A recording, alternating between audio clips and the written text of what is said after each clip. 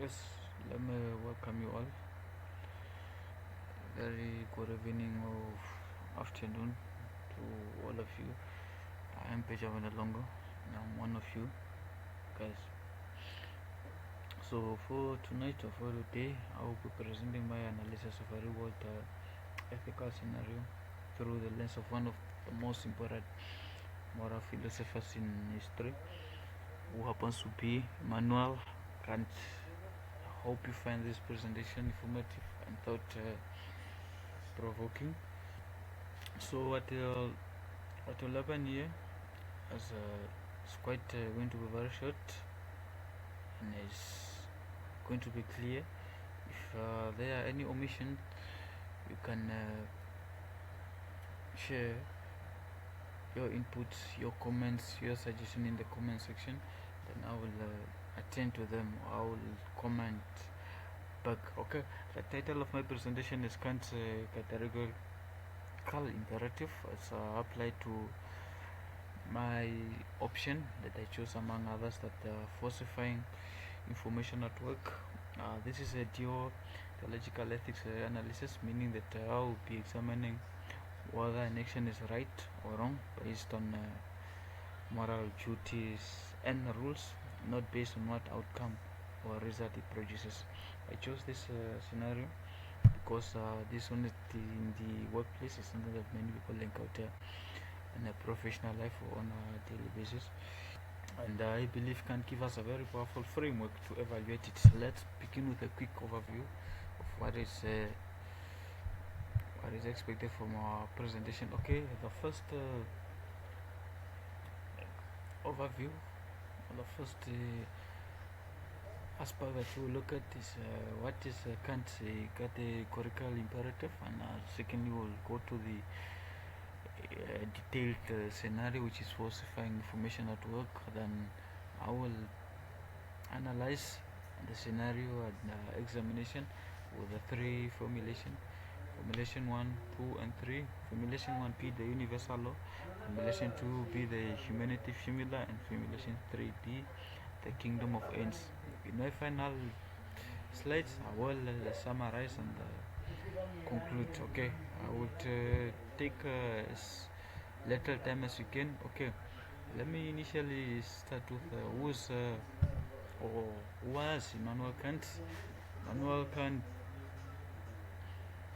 was a German philosopher who lived from 1724 to 1804, and is widely considered one of the greatest thinkers in Western philosophy, and is founder of what we call deontological ethics, from the Greek word deon, which means duty.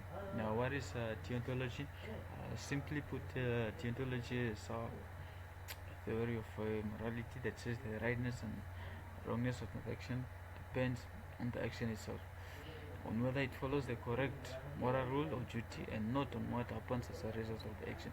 So even if lying produced a good outcome, can't we say lying is still wrong because it violates a moral duty? Now, what is imperative?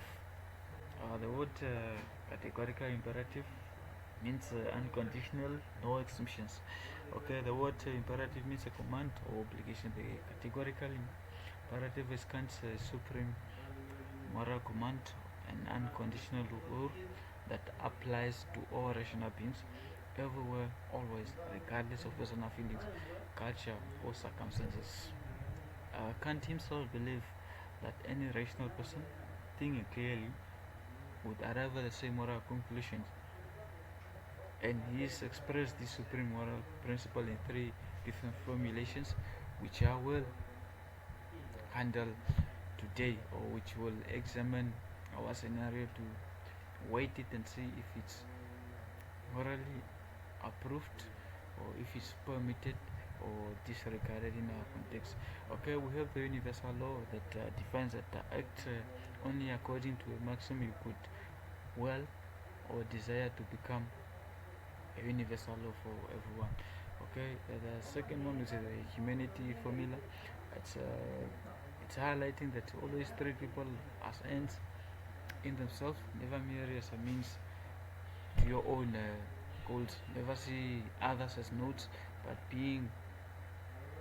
rate them as one of your own. Okay, the third one is going to be a kingdom of earth, that it says act as both a lawmaking member and a subject of an ideal moral community of rational things. Okay, these three formulations are different expressions of the same underlying moral principle and will apply all three to a scenario. Let me now introduce the scenario. And okay, falsifying information at work, scenario description: an employee falsifies data in a quarterly performance report, inflating sales figures to avoid negative consequences for management and secure a bonus. Why this ethically significant? It harms colleagues who work honestly, it deceives the management and shareholders, it undermines trust in institution systems, and clears unfair competitive advantage. Okay, let me get to Formula One, which is the universal law, and I quote, act only according to that maxim, by which you can at the same time, well, that it should become a universal law. What this basically means is, before acting, ask, what if everyone did this? If making your action a universal law leads to a logical contradiction, or a world should not accept the action is morally incorrect or wrong.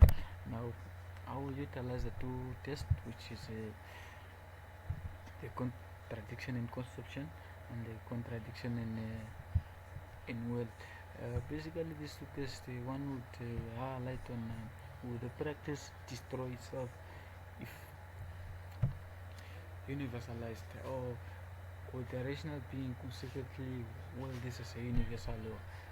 Okay, now formulation 1, this is how I applied falsifying work reports.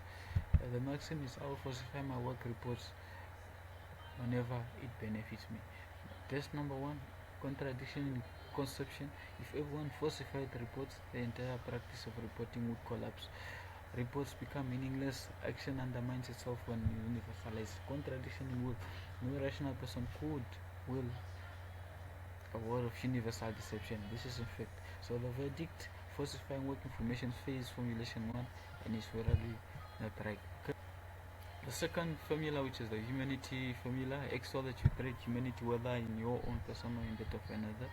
The key distinctions here is using people as means and using people as the end. In our application, the management, the colleagues, and the shareholders were utilized or were deceived into believing that the provided information is correct. Okay, falsifying data treats people as tools, it fails formulation 2, that's a verdict. I'll right away jump to formulation 3, which is as a legislator or as a subject, and it falsifying work information fails formula 3 as well, with very few moments or minutes remaining. The synthesis of deontological verdict: it failed universal law, the humanity law, and the kingdom of ends, because initially it's self-defeating, uses people as tools, and inconsistent. Okay, in my conclusion, Kant's categorical imperative offers three converging lines through which falsifying workplaces is constantly condemned. It cannot be universal. It treats colleagues, manager, and shareholder as mere means, no rational member of the endeavor. Thank you. This Kant's theological framework reminds us of the ethical behavior in professional life. It's not about what you can get away with, but about what kind of moral actions we choose to be and what kind of world we are helping to create. With that said, I would say enjoy the rest of the day or enjoy the rest of the night. I conclude, and this is my presentation. If there's anything or any portion that I have not tackled, kindly comment, and I will most definitely respond back. Okay, I thank you.